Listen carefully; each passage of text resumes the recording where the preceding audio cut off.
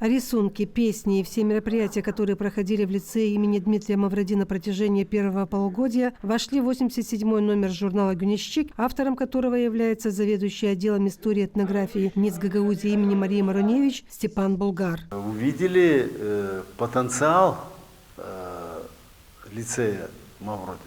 Мы посмотрели музей, мы увидели их разработки, празднование национальных традиций, обрядов, хей-хей. И когда я с этим познакомился, конечно, я увидел, что здесь происходит развитие. Здесь люди не сидят сложа руки, они сами творят и возрождают обогащают наши традиции. И дети активные.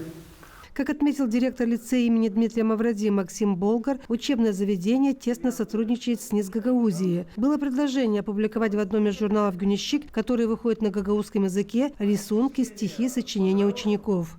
Дети здесь опубликовали свои рисунки, свои стихотворения, свои сочинения. И плюс сюда вошли мероприятия, которые уже проводились. Это и открытие музея, и так называемые гагаузские посиделки, и ряд других мероприятий.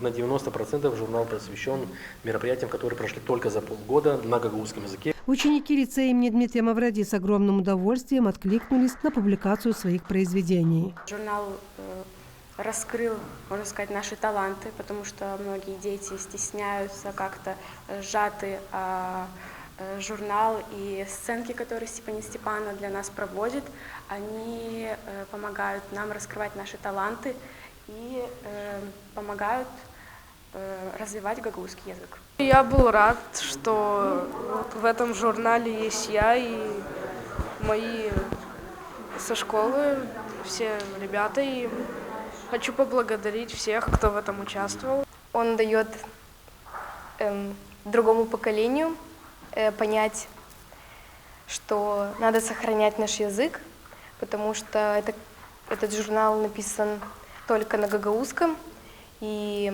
что надо сохранять наш язык и надо помнить о нем.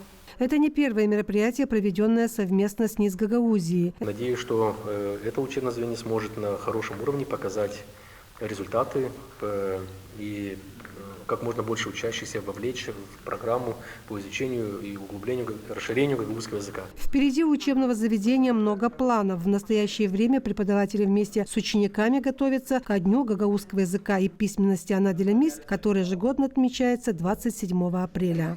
Полина Барбова, Григорий Ставилов, Артем Топал, ГРТ. Новости.